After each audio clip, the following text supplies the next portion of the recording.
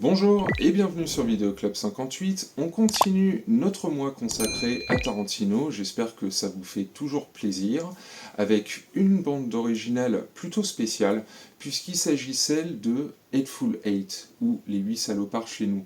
Donc une bande originale, pourquoi je dis qu'elle est spéciale, celle-là, parce que c'est un vieux rêve pour Tarantino.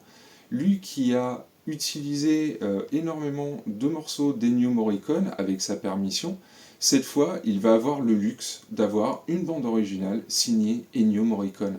Donc, le tracklist de ce Hateful Eight est composé, comme d'habitude, d'extraits de dialogues du film, d'échanges entre les personnages, et puis des échanges en plus très importants.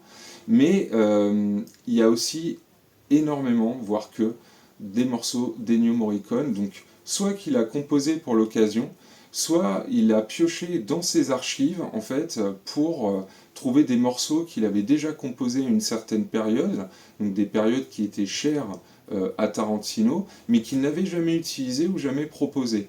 Donc vous pouvez avoir des morceaux dans cette bande originale qui peuvent sonner comme le travail que Ennio Morricone avait pu effectuer sur la bande originale de The Thing de John Carpenter. Il y a vraiment plein de morceaux comme ça, et puis bon, on reviendra demain sur le film Les 8 salopards, en espérant que vous serez d'accord avec mon avis sur le film. Mais c'est vrai qu'il y a une ambiance un peu John Carpenter dans Les 8 salopards, et en fait c'est super qu'Ennio Morricone ait retrouvé des pistes de ce film, de The Thing, et puis d'avoir pu les intégrer à l'ambiance des 8 salopards, et ça va très très bien.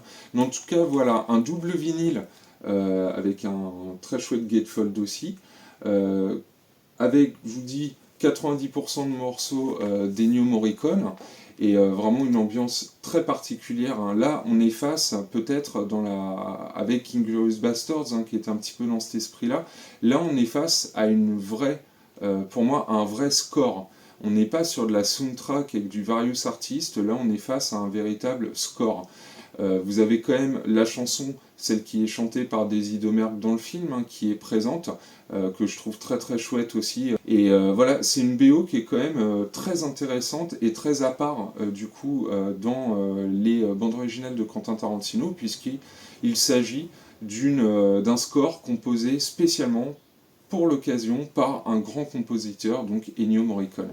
Et donc bah écoutez, on se fait un extrait tout de suite de la bande originale des 8 salopards.